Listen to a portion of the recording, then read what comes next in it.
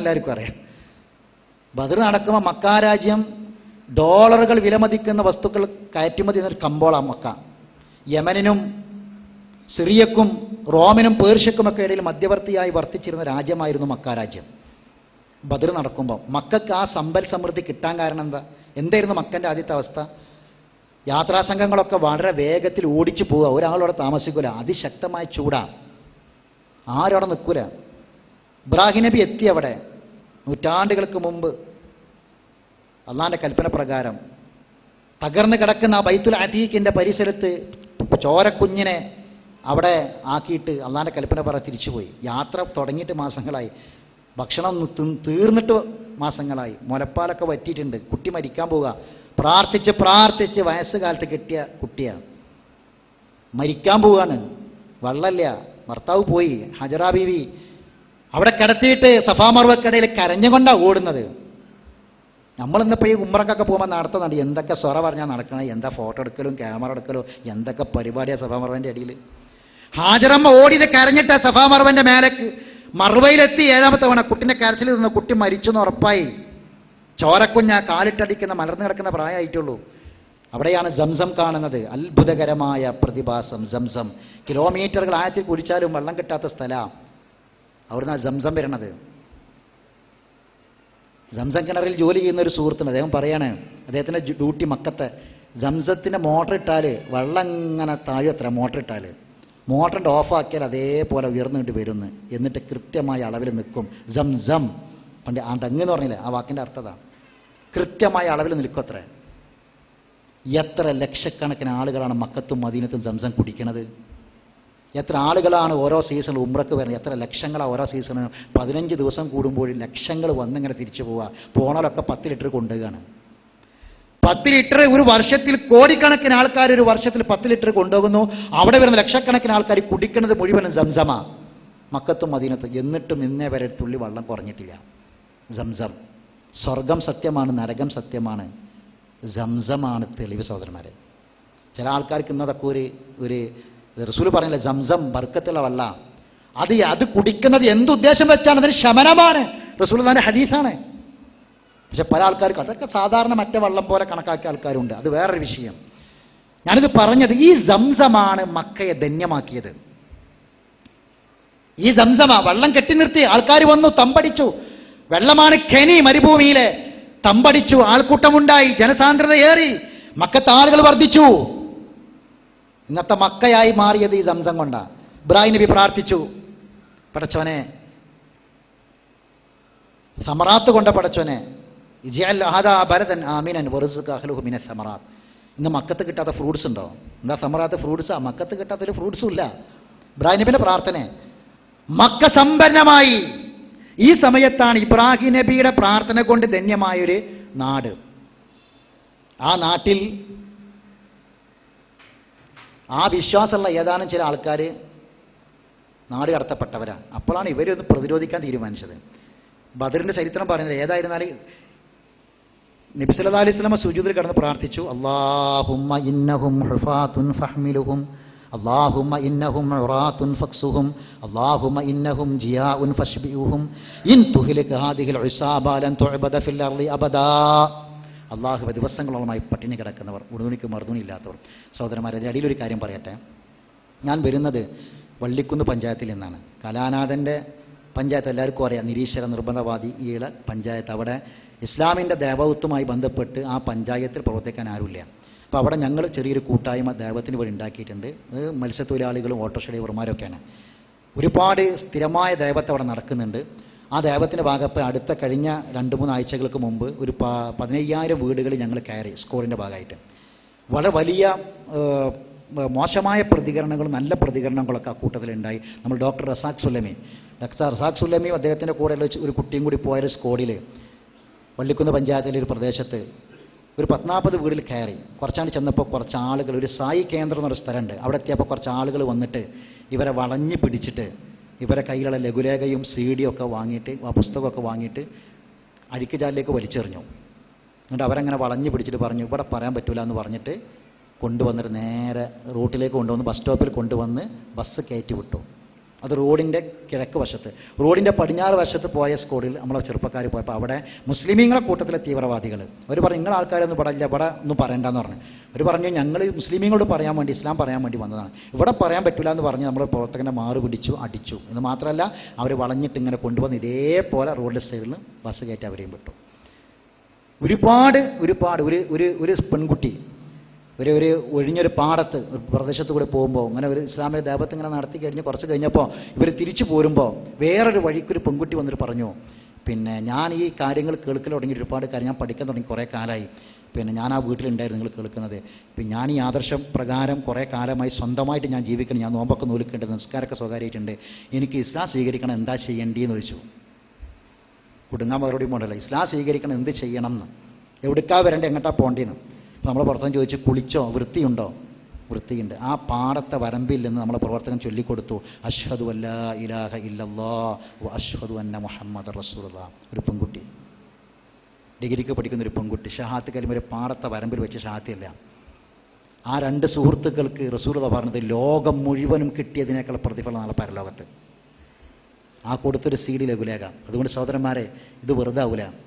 അവിടെ സ്ഥിരമായ ദേവാപ്രവർത്തനം നടക്കുന്ന കുറച്ച് വളരെ പാവപ്പെട്ട കുറച്ച് പ്രവർത്തകന്മാർ, മത്സ്യത്തൊഴിലാളികളും അതുപോലെ തന്നെ ഈ ഓട്ടോറിക്ഷ ഡ്രൈവർമാരൊക്കെ ഉള്ള. അപ്പോൾ അവിടേക്ക് ഞാൻ ആ നാട്ടുകാരനായതുകൊണ്ട് ഇതേപോലെ ക്ലാസ്സിൽ പോകുമ്പോൾ അവിടുന്ന് കിട്ടുന്ന ഒരു ഫണ്ടാണ് ഒരു വർഷത്തെ ഞങ്ങളുടെ ദേവാ ഫണ്ട്. അതുകൊണ്ട് ആ ഫണ്ട് ഇവിടെ ഇൻഷാ അല്ലാഹ് നിങ്ങളുടെ മുന്നിലേക്ക് വരും. ആത്മാർത്ഥമായി മനസ്സിൽ തട്ടി ഈ റമദാനിൻ്റെ പുണ്യകരമായ ദിനങ്ങളിൽ നന്നായി നിങ്ങൾ ആ ഫണ്ട്, നിങ്ങൾ അത് ആ സംരംഭവുമായി സഹകരിക്കണം. നിങ്ങൾ കൊടുക്കുന്ന കാശ് തീർത്തും ദൈവത്തിൻ്റെ മാർഗത്തിൽ ചിലവഴിക്കപ്പെടും. ദുർബലമായ ഒരു പ്രദേശത്ത് നിങ്ങൾ ചെയ്യുന്ന ആ പ്രവർത്തനം കൊണ്ട്, സാമ്പത്തിക സഹായം കൊണ്ട് അവിടെ അത് ശക്തമായി തീരും. അവിടെ നടക്കുന്ന എല്ലാ ദേവാപ്രവർത്തനങ്ങൾക്കും ഒരു ഷഹാദത്ത് കലിമക്ക് അതിൽ നിങ്ങളും പങ്കാളികളാകും. അതിൻ്റെ പ്രതിഫലം ഈ ലോകത്ത് കണക്കാക്കാൻ പറ്റാത്തതായിരിക്കും എന്നുകൂടി ഓർമ്മപ്പെടുത്താണ്. അതുകൊണ്ട് അതുമായി സഹകരിക്കണമെന്ന് ഓർമ്മപ്പെടുത്തുകയാണ്. സഹോദരന്മാരെ, ഞാൻ പറഞ്ഞു വന്നത്, ബദരീങ്ങൾ അള്ളാഹിനോട് മാത്രം വിളിച്ചു പറയും. റസൂലുള്ളാഹ് ഇവിടെ പ്രാർത്ഥിക്കുകയാണ്, പടച്ചോനെ ഇതാ ദിവസങ്ങളോളം പട്ടിണി കിടന്നവരാണ്, നീ സഹായിക്കണം. പടച്ചോനെ നശിപ്പിക്കപ്പെട്ടാൽ ആരുമില്ല പടച്ചോനെ ഈ കൊച്ചു സംഘത്തെ, നിന്നെ മാത്രം ആരാധിക്കപ്പെടുന്ന ഈ സംഘം ഇവിടെ ഉണ്ടാവില്ല. അള്ളാഹു മഞ്ജിസ്നി മാ വഅതനി, വാഗ്ദാനം ചെയ്ത് കൊണ്ട പടച്ചോനെ. അപ്പുറത്ത് പ്രാർത്ഥന ആരോടാ? അബൂജഹലിന്റെ പ്രാർത്ഥന ആരോടാ? അള്ളാഹിനോട്, കഅബന്റെ കില്ല പിടിച്ചിട്ട്. അല്ലാഹുമ്മ അയ്യുനാ കാന അക്തഉൽ ലിർറഹിം വഅതാനാ ബിമാ ലാ നഅരിഫ് ഫഅഹിംഉൽ ഗദാ. അല്ലാഹുവേ, ഏതാണ് ഈ അള്ളാഹ് പേരോട് പറഞ്ഞ മാതിരി കുറേ ഇലാഹുകളെ ആരാധ്യന്മാരെ കൂട്ടത്തിൽ ഒരു വലിയ ആരാധനയാണ്? അല്ല, മറിച്ച് ഏതാണ് ഈ അള്ളാഹ്? ഇബ്രാഹിം നബി പഠിപ്പിച്ചു കൊടുത്ത അള്ളാഹ്. മക്കാ മുശ്രിക്ക് അബൂജഹൽ തൽബിയത്തിൽ ലബ്ബൈക അല്ലാഹുമ്മ, ആ അള്ളാഹ് ഏതാ? ഇബ്രാഹിം നബി പഠിപ്പിച്ചു കൊടുത്ത അള്ളയാണ്. ആ അള്ളാഹ് ഏതാ? വേറെ ഏതെങ്കിലും ഒരു കുറേ ആരാധ്യന്മാരെ കൂട്ടത്തിൽ ഒരു അള്ളയാണോ? അല്ല, ഇബ്രാഹിം പഠിപ്പിച്ചു കൊടുത്ത അതേ ആ അള്ളാഹിനെ വിളിച്ചാ പറഞ്ഞു, പടച്ചോനെ അള്ളാഹുവേ, സങ്കീർണമായ കെട്ട ജയിപ്പിക്കണം പടച്ചോനെ. ഞങ്ങൾക്കിടയിൽ പരിചയമില്ലാത്ത പുത്തൻവാദവുമായി വന്നത് ആരാണെന്നറിയാം, ഖുറൈശികൾക്കിടയിൽ ഭിന്നിപ്പുണ്ടാക്കിയത് ആരാന്നറിയാം, അതുകൊണ്ട് പരാജയപ്പെടുത്തുന്നത്. അപ്പൊ ബദർ എന്തിനാ? ബദർ ഉണ്ടായത് അള്ളാഹിനോട് മാത്രം വിളിച്ച് പ്രാർത്ഥിക്കാൻ സ്വാതന്ത്ര്യത്തിന് വേണ്ടിയിട്ടാണ് ബദർ ഉണ്ടായത്. അതാണ് ഖുർആൻ പറഞ്ഞത്. ഇവിടെ ഇന്നത്തെ മുസ്ലിമുകളുടെ അവസ്ഥ എന്താ? അള്ളാഹ് പറഞ്ഞ സ്വർഗത്തിൽ ആത്മാവുകളുമായി അള്ളാഹ് നടത്തുന്ന സംഭാഷണം ഉണ്ടല്ലോ, ഇനി വല്ലതും നിങ്ങൾക്ക് വേണോന്ന്. അപ്പോൾ അവരെ മറുപടി, ഒരേ ആഗ്രഹമുണ്ട് പടച്ചോനെ, ഇനി ഇവിടെ ഒന്നും വേണ്ട, കാരണം ഇവിടെ എല്ലാം ഉണ്ട്. എന്താ ആഗ്രഹം? ഞങ്ങൾ ആരോടാണ് യുദ്ധം ചെയ്തത് അതേ വിശ്വാസമുള്ള ആൾക്കാർ ഇപ്പം നാട്ടിലുണ്ട്, ഭൂമിയിലുണ്ട്. ഒന്നും കൂടി അങ്ങോട്ട് ചെന്നിട്ട് ഒന്നും കൂടി യുദ്ധം ചെയ്ത് ഷഹീദാകണം എന്നാണ്.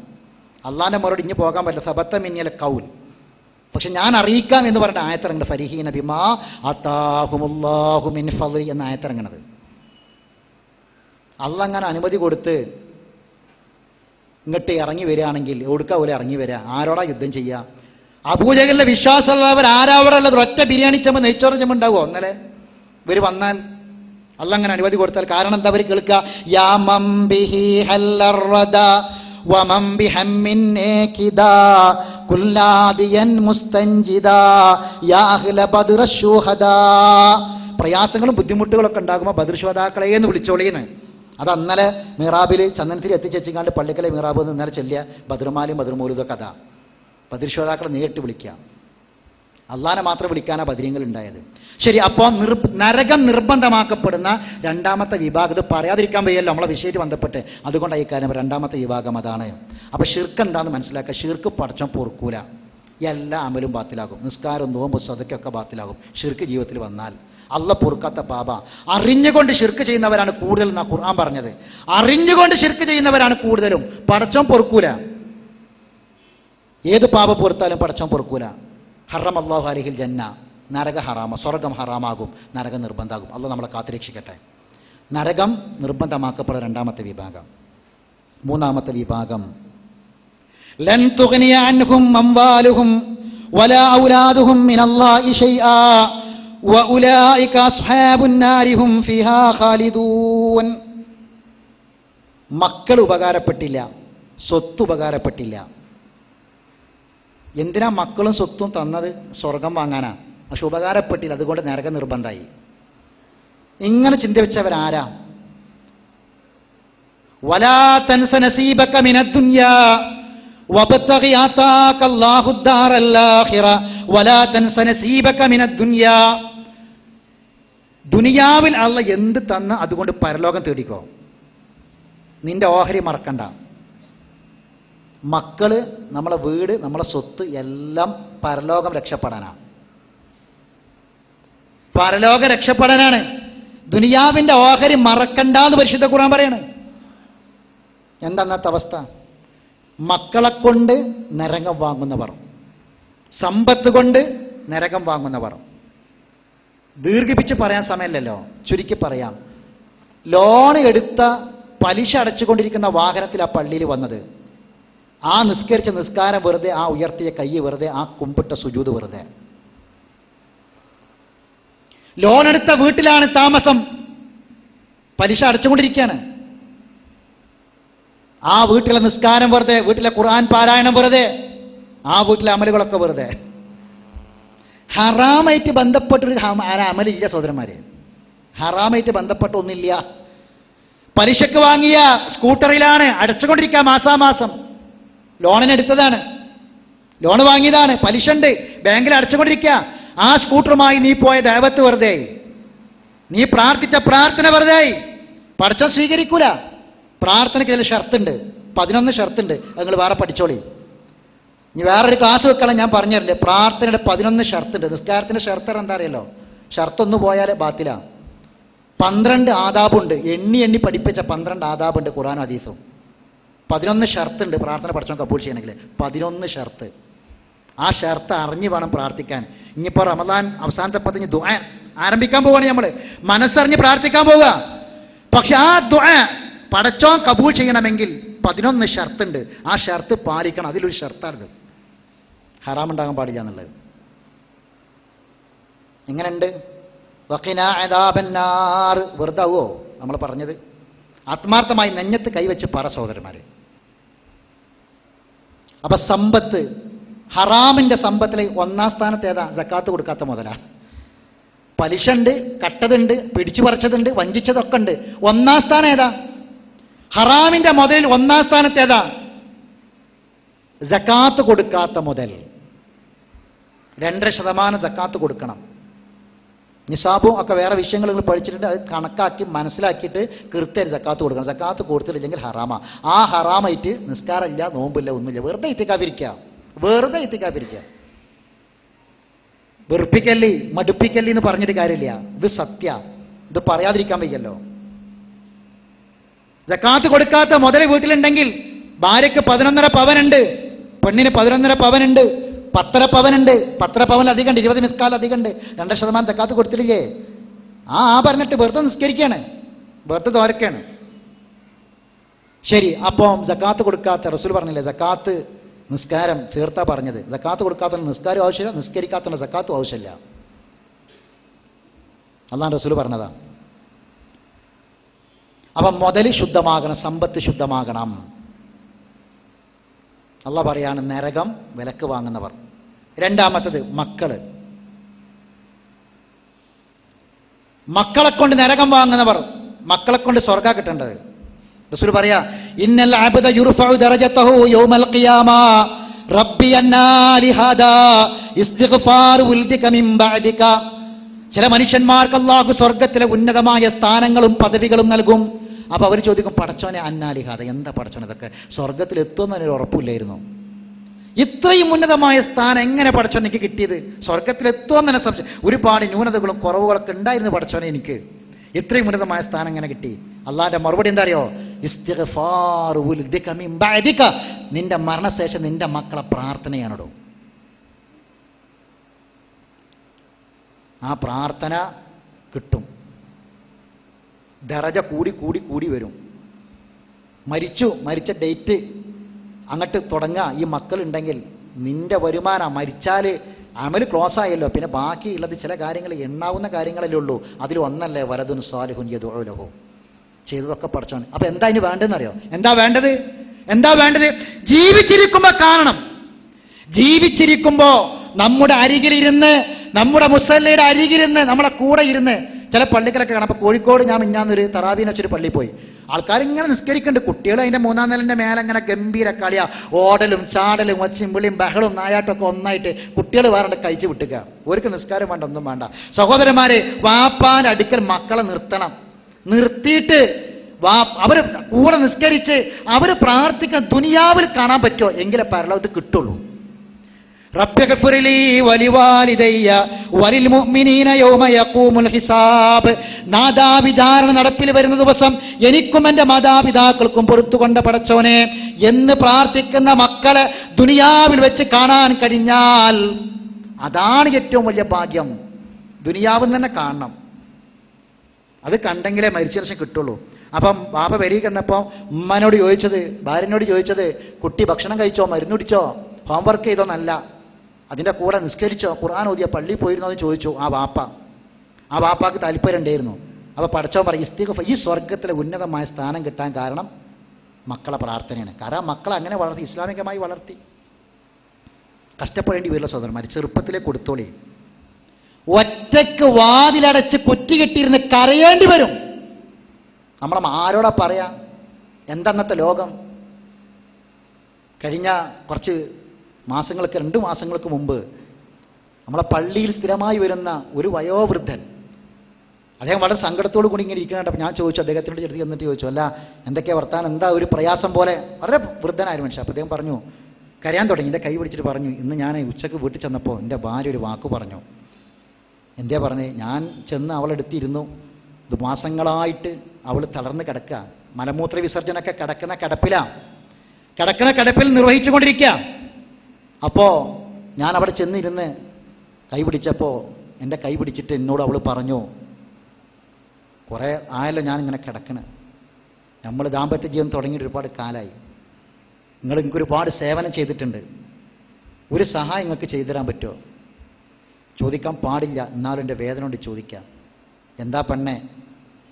ആ വിറക്കുന്ന ചുണ്ടുകളോട് ആ മനുഷ്യൻ ചോദിച്ചപ്പോൾ ഭാര്യ പറഞ്ഞത്രേ, എന്നെ ഒന്ന് നിങ്ങൾ കൊന്നു തരുമോന്ന്, ഒന്ന് കൊന്നു തരുമോ? അതെന്താ നീ അങ്ങനെ പറയണത്? നമുക്കങ്ങനെ പറയാൻ പാടുണ്ടോ? നമ്മളങ്ങനെ ചിന്തിക്കാൻ പാടുണ്ടോ? ഒരു പറയാണ്, നമുക്കൊരു മോനല്ലേ ഉള്ളൂ, ആ മോനെ നമ്മളെങ്ങനെ ലാളിച്ചത് വളർത്തിയെന്ന് അറിയല്ലോ. ഓൻ്റെ പെണ്ണിന്ന് ഒരു ഫോൺ ചെയ്ത സംഭാഷണം ഞാൻ കേട്ടു. ഇനി ഇങ്ങനെ കിടക്കാൻ എനിക്ക് വയ്യ. എന്താ ഫോണ്? ഏക മകനാ ഈ തന്തക്കും തള്ളൊക്കെ. ഏക മകൻ്റെ ഭാര്യ ഫോൺ ചെയ്തത്. എന്താ ഫോൺ അറിയോ? ഓളെ വീട്ടിൽ നിന്ന് ഫോൺ വരിക, ഏപ്രിൽ മാസം കഴിഞ്ഞു, മെയ് മാസം അവസാനിക്കാനായി, ജൂൺ തുടങ്ങാനായി, സ്കൂൾ തുറക്കാനായി, അനക്കൊരു 10 ദിവസം ഇവിടെ നിൽക്കാൻ വേണ്ടി വന്നൂടെ, വരാനായില്ലേന്ന്. ഓളെ വീട്ടിൽ നിന്ന് ഫോണാ. ഇവിടുന്ന് മറുപടി എന്താ? അടക്കെ പിടിച്ച് പറയാണത്രേ, ഈ തള്ള ഇവിടെ കിടക്കല്ലേ, ഈ തള്ളനെ വിട്ട് ഞാൻ എങ്ങനെയാണ്ട് വരികയെന്ന്. അമ്മ പറയാ, മാസങ്ങളായി തളർന്നു കിടക്ക, മുറിവുകളുണ്ട്. ആ മുറിവുകളുടെ വേദനയേക്കാൾ ആ ഉമ്മയുടെ മനസ്സിനെ വേദനിപ്പിച്ച ഈ മരുമകളെ വാക്ക്. കോഴിക്കോട് ജില്ലയിൽ കോഴിക്കോട് റെയിൽവേ സ്റ്റേഷനിൽ 4ാമത്തെ പ്ലാറ്റ്ഫോമിൽ മാസങ്ങൾക്ക് മുമ്പ് ഒരു വയോവൃദ്ധൻ ഉടുത്ത തുണി വെച്ച് ആത്മഹത്യ ചെയ്തില്ല, തൂങ്ങി മരിച്ചില്ലേ? എന്താ കാരണം? കോഴിക്കോട്ടെ വൃദ്ധസദനത്തിൽ നിന്ന് അല്പമൊക്കെ ആരോഗ്യമുള്ള ഒരു മനുഷ്യനാണ്. അദ്ദേഹത്തോട് പറഞ്ഞു, മാസങ്ങളായി ഇവിടെ കുടിശ്ശികണ്ട്, ഫീസ് അടച്ചിട്ട്, അതുകൊണ്ട് മക്കളൊക്കെ വലിയ വലിയ ഉദ്യോഗസ്ഥന്മാരും പണക്കാരും കച്ചവടക്കാരൊക്കെയാണ്, അതുകൊണ്ട് ഇനി ഞങ്ങൾക്ക് താങ്ങാൻ പറ്റില്ല, ഒരുപാട് മാസത്തതുണ്ട് കുടിശ്ശിക ഫീസായിട്ട്, അതുകൊണ്ട് ഒന്ന് പോയിട്ട് നിങ്ങൾ വാങ്ങിക്കൊണ്ടുവരി എന്ന് പറഞ്ഞ് അവിടുന്ന് പറഞ്ഞയച്ചതാണ്. അദ്ദേഹം ചിന്തിച്ച് എവിടുക്കാൻ പോവുകയെന്ന്. അവസാനം അദ്ദേഹം ആഗ്രഹിച്ചത്, കാരണം മകളെടുത്ത് പറയാം, പെൺകുട്ടിയൊക്കെ വാപ്പാട് കുറച്ചും കൂടി സ്നേഹം ഉണ്ടാവുമല്ലോ. അങ്ങനെ കോഴിക്കോട് റെയിൽവേ സ്റ്റേഷനിൽ നിന്ന് അദ്ദേഹം എറണാകുളത്തേക്ക് പോയി. എറണാകുളം ഫ്ലാറ്റിൽ താമസിക്കുക. അവിടെ ചെന്ന് ഫ്ലാറ്റ് കണ്ടുപിടിച്ച് ബെല്ലടിച്ചു. ബെല്ലടിച്ച വാതിലുണ്ട്, തുറന്ന വാതിൽ അതേപോലെ അടച്ചു. അപ്പാനെ കണ്ടപ്പോൾ മോളടച്ചതാ. വീണ്ടും ബെല്ലടിച്ചു. കുറേ ബെല്ലടിച്ച വീണ്ടും തുറന്നിട്ട് പറഞ്ഞു, നിങ്ങൾ വന്നത് എന്തിനാന്ന് എനിക്കറിയാം, ഞാൻ മാത്രമല്ലല്ലോ മോള്, എൻ്റെ ഭർത്താവാണ് നിങ്ങളവിടെ കൊണ്ടയാക്കിയത്, ഈ ഇത്രയും കാലത്തെ ഫീസ് കൊടുത്തതൊക്കെ എൻ്റെ ഭർത്താവാണ്, നിങ്ങൾക്ക് ആൺകുട്ടികളുണ്ടല്ലോ, വേറെ മക്കളുണ്ടല്ലോ, അങ്ങോട്ട് പോയിക്കോളെ, ഇനി ഞാൻ തരൂല, എൻ്റെ അടുത്തേക്ക് വരണ്ടെന്ന് പറഞ്ഞ് വാതിലണ്ട് അടച്ചു. ആ മനുഷ്യൻ അവിടുന്ന് ഇറങ്ങിയിട്ട് എറണാകുളം റെയിൽവേ സ്റ്റേഷനിൽ നിന്ന് വണ്ടി തിരിച്ച് കയറാൻ മനുഷ്യൻ്റെ മനസ്സെന്തേ കയറാം. കോഴിക്കോട് റെയിൽവേ സ്റ്റേഷനിൽ വന്നിട്ട് ഉടുത്ത തുണി വെച്ചിട്ട് ആത്മഹത്യ ചെയ്യാം. സഹോദരന്മാരെ, കരയേണ്ടി വരും നമ്മൾ. നമ്മളെ മക്കൾക്ക് ചെറുപ്പത്തിലെ പരലോകത്തേക്ക് ഉപകാരപ്പെടുന്ന മക്കളെ വളർത്തിയിട്ടില്ലെങ്കിൽ ദുനിയാവിൽ വെച്ച് തന്നെ നമ്മൾ അനുഭവിക്കേണ്ടി വരും. അത്ര കാലഘട്ടം നമ്മൾ ജീവിക്കുന്നത്. തവനൂർ, കുറ്റിപ്പുറത്തിന് തവനൂർ എന്ന് പറയുന്നൊരു സ്ഥലമുണ്ട്. അവിടെ ഒരു വൃദ്ധസദനത്തിലെ ഉദ്യോഗസ്ഥൻ ഞങ്ങൾ സ്കൂളിൽ ഒരു ക്ലാസ് എടുക്കാൻ വേണ്ടി വന്നപ്പോൾ അദ്ദേഹം പറഞ്ഞതാ, അവിടെ ഒരുപാട് വയസ്സായ ആളുകളുണ്ട്. പലരും വരും വെക്കേഷനിലൊക്കെ, മക്കളും പേരക്കുട്ടികളും ഒന്നായിട്ട് കാറെടുത്തിട്ട് വരും. വന്നിട്ട് പിന്നെ അന്ന് രാവിലെ മുതൽ വൈകുന്നേരം വരെ പേരക്കുട്ടികളെ കൂടെ മക്കളെ കൂടെ ഈ വാപ്പിയമ്മയൊക്കെ അങ്ങനെ കളിക്കും. വൈകുന്നേരം ആയാൽ ഇവർ പോകാൻ നിൽക്കുമ്പോൾ ഈ സാധുക്കൾ ഇവരും ബാഗ് എടുക്കും പോകാൻ വേണ്ടിയിട്ട്. ബാഗ് എടുക്കുമ്പോൾ ഇവരോട് പറയും, നിങ്ങളെ കൊണ്ടുവന്നില്ല, നിങ്ങളെ പിന്നെ കൊണ്ടാക്കി അവിടെ നിന്നോളിന്ന് പറയും. എന്നിട്ട് ഈ മക്കളും പേരക്കുട്ടികളും പോകുന്ന ജനലിലൂടെ അങ്ങനെ നോക്കി സങ്കടത്തോടെ നിൽക്കുന്ന, അന്ന് രാത്രി ഒരു ഭക്ഷണം കഴിക്കൂല, മരുന്ന് കൊടുത്താൽ കുടിക്കൂല. ആ ഉദ്യോഗസ്ഥൻ പറയാ, കരയുന്ന ഒരുപാട് രംഗങ്ങൾ ഞാൻ കണ്ടിട്ടുണ്ട്. പക്ഷേ 2 മക്കൾ ഒരു വാപ്പാനായിട്ട് വന്നത് എനിക്ക് മറക്കാൻ കഴിയില്ല. അയാൾ പറയാം, 2 മക്കൾ അവർ വന്നിട്ട് ഉദ്യോഗസ്ഥന് മുന്നിൽ നിന്ന് ഫോമൊക്കെ ഫില്ല് ചെയ്ത് പൂരിപ്പിച്ചൊക്കെ കൊടുത്തിട്ട് എല്ലാം കഴിഞ്ഞതിന് ശേഷം ഈ മക്കൾ പറഞ്ഞത് ഒന്നിട്ട് പേര് സ്വകാര്യം പറയാണ്ട്. ഒരു 19 വയസ്സുള്ള ഒരു വാപ്പൻ എന്താണ് ഉദ്യോഗസ്ഥനോട് സ്വകാര്യം പറയാൻ വിളിച്ചുകൊണ്ടൊരു പറഞ്ഞു, ഞങ്ങളെ വാപ്പയാണ് 19 വയസ്സായി, ഒരുപാട് അസുഖങ്ങളുണ്ട്, ഞങ്ങൾ 2 പേരും അമേരിക്കയിൽ സോഫ്റ്റ്വെയർ എഞ്ചിനീയർമാരാണ്, കുടുംബസമേത അമേരിക്കയിലാണ്. അപ്പോൾ ഒരുപാട് പ്രയാസപ്പെട്ടപ്പോൾ വന്നത്, വാപ്പാക്ക് ഒരുപാട് അസുഖമുണ്ട്, അതുകൊണ്ട് നിങ്ങളെ വിളിച്ചത് സ്വകാര്യമായിട്ടൊരു കാര്യം പറയാനുള്ളത്, വാപ്പാക്ക് എന്തെങ്കിലും ആയാൽ ഞങ്ങളെ അറിയിക്കണം എന്നില്ല, വാപ്പാക്ക് എന്തെങ്കിലും ആയാൽ ഞങ്ങളെ അറിയിക്കണം, അന്ത്യകർമ്മം നിങ്ങൾ ചെയ്താൽ മതി, അതിനിതാ 1 ലക്ഷം രൂപേൻ്റെ ഡ്രാഫ്റ്റ് എക്സ്ട്രാ അത് കൊടുക്കാൻ ആ സ്വകാര്യമായിട്ട് അങ്ങോട്ട് വിളിച്ചത് വാപ്പക്ക്. ആ നിസ്സഹായനായ വാപ്പാനെ കണ്ടിട്ട് ഉദ്യോഗസ്ഥൻ പറയാം, ആ വാപ്പ ഇങ്ങനെ ആ കസാലയിൽ ഇരിക്കണത് കണ്ടിട്ട് എൻ്റെ കണ്ണ് നിറഞ്ഞു പോയി എന്ന്. ഇതാണ് സഹോദരന്മാരെ ലോകം. മനസ്സിലായല്ലോ? വാപ്പ ആരാണ്, ഉമ്മ ആരാണ് എന്ന് പഠിപ്പിച്ചു കൊടുക്കേണ്ടത് ആരാ? വാപ്പയും ഉമ്മയും തന്നെയാണ് മക്കൾ പഠിപ്പിച്ചു കൊടുക്കേണ്ടത്. 18 വയസ്സായ ഒരു ചെറുപ്പക്കാരൻ ബൈക്ക് ആക്സിഡന്റിൽ നട്ടെല്ല് പൊട്ടിയിട്ട് കിടക്കുക, തലൻ്റെ മുകളിലേക്ക് മാത്രമേ തല ഇങ്ങനെ അനങ്ങുള്ളൂ, ശരീരത്തിൻ്റെ കീഴ മുഴുവൻ തളർന്ന് കിടക്കും, ഒന്നും അനങ്ങൂല. അപ്പോൾ ഈ പെയിൻ ആൻഡ് പാലിയേറ്റീവ് കെയറിൻ്റെ പ്രവർത്തകന്മാർ സന്ദർശിക്കാൻ പറ്റും, ഓരോ വീട്ടിലും ചെല്ലും ഇങ്ങനെ കിടക്കുന്ന രോഗികളെ. അപ്പോൾ ഞങ്ങൾ ചെന്നിട്ട് ചോദിച്ചു, എന്താണ് ഉമ്മ ജലാലിൻ്റെ വർത്താനം? അപ്പോൾ ഉമ്മ മുറ്റത്ത് അലക്കിക്കൊണ്ടിരിക്കണം, ഉമ്മ കയറി വന്നിട്ട് പറഞ്ഞു, മക്കളെ എനിക്കൊരു പ്രയാസമില്ല, നിങ്ങൾക്കറിയാലോ ശരീരം തളർന്ന് കിടക്കുക, തല മാത്രമേ അനങ്ങുള്ളൂ, ബാക്കിയൊന്നും അനങ്ങൂല, എല്ലാ കാര്യം ഞാൻ ചെയ്യണം, പക്ഷെ എനിക്കൊരു മടിയില്ല, ഒന്നെ ബാത്റൂമിൽ കൊണ്ടുപോകാനും കുളിപ്പിക്കാനും പ്രാഥമിക കാര്യങ്ങൾ ചെയ്യാനൊന്നും ഈ ഉമ്മാക്കൊരു മടിയില്ല, ഞാൻ ജീവിച്ചിരിക്കുന്ന കാലത്തോളം ഞാനിത് ചെയ്യും, ഇനി ആരോഗ്യമുള്ള കാലത്തോളം ചെയ്യും, എനിക്കൊരു പ്രയാസമില്ല. പിന്നെ എനിക്കൊരു വേദന ഉണ്ട്. എന്താ വേദന അറിയോ? ഇവന് കുറേ വയസ്സായല്ലോ, പക്ഷെ ചെറുപ്പക്കാരൻ്റെ മനസ്സാണ്. ഉമ്മാന്ന് വിളിക്കുമ്പോൾ ഒരൊറ്റ വിളിക്ക് ഞാൻ അങ്ങോട്ട് ചെല്ലണം, ഓൻ കിടക്കുന്ന കട്ടിലേക്ക് ചെല്ലണം. ഒറ്റ വിളിക്ക് ചെന്നില്ലെങ്കിൽ പിന്നെ ഓന് ദേഷ്യം പിടിക്കും. പിന്നെന്താ ചെയ്യുക? പിന്നെ വരുമ്പോൾ ഉമ്മ വരുമ്പോൾ ഒരു ഗ്ലാസ് വെള്ളം കൊടുന്നോളി എന്ന് പറയും. വെള്ളം എന്തിനാന്ന് എനിക്കറിയാം, എന്നാലും ഞാൻ കൊണ്ടുപോകും. എന്തിനാ? ദേഷ്യം പിടിച്ച് കിടക്കുക, ആദ്യത്തെ വിളിക്കാൻ എത്തിയിട്ടില്ല, വെള്ളം പാരാൻ വേണ്ടി പറയും, വായിലേക്ക് വെള്ളം പാർന്നു കൊടുക്കും, ഒരൊറ്റ തുപ്പ എൻ്റെ മുഖത്തേക്ക്. എൻ്റെ അമ്മ പറയാ, എൻ്റെ കുട്ടി തളർന്ന് കിടക്കല്ലേ, ഓൻ്റെ പ്രായത്തിലെ കുട്ടികളൊക്കെ ഓടിക്കളിക്കുകയാണ്, എന്തിനാണെന്ന് എനിക്കറിയാം, എന്നിട്ട് ഞാൻ അവൻ്റെ വായിലേക്ക് വെള്ളം പാർന്നു കൊടുത്തിട്ട് തുപ്പാൻ വേണ്ടി എൻ്റെ മുഖം ഞാൻ കാണിച്ചു കൊടുക്കുന്നു. ആ മുഖത്തേക്ക് തുപ്പണത്, അതാണ് ഉമ്മാൻ്റെ മനസ്സ്. 6 തരം പ്രാർത്ഥന ഹറാമാ സഹോദരന്മാരെ, 6 തരം പ്രാർത്ഥന ഹറാമാ. പ്രാർത്ഥിക്കാൻ പാടില്ല. 6 തരം പ്രാർത്ഥന റസൂൽ പറഞ്ഞ ഹറാമാണ്. സ്വന്തത്തിനെതിൽ ഞാൻ മരിച്ചോട്ടെ, ഞാൻ മുടിഞ്ഞോട്ടെ പറയാൻ പാടില്ല. സ്വത്തിനെതിൽ പ്രാർത്ഥിക്കാൻ പാടില്ല. മുടിഞ്ഞു പോട്ടെ, എൻ്റെ സ്വത്ത് എനിക്ക് നഷ്ടം സംഭവിക്കട്ടെ പറയാൻ പാടില്ല, ഹറാമാ. അതിൽപ്പെട്ടൊരു പ്രാർത്ഥനയാണ് മക്കൾക്കെതിരിൽ മാതാപിതാക്കൾ പ്രാർത്ഥിക്കാൻ പാടില്ല. മക്കൾക്കെതിരെ പ്രാർത്ഥിക്കാൻ പാടില്ല. എന്താ കാരണം? പിന്നെ അതിനിടെ മറല്ല. ഉമ്മാന്റെ കണ്ണ് നിറഞ്ഞാൽ, വാപ്പാന്റെ കണ്ണ് നിറഞ്ഞാൽ എല്ലാ അമലും ബാത്തില. നിന്റെ സ്വർഗമാണത്, നിന്റെ നരകമാണത് പഠിപ്പിച്ചു കൊടുക്കണം. ഇപ്പം നരകം വിലക്ക് വാങ്ങുന്നവർ, നരകം നിർബന്ധമാക്കപ്പെടും.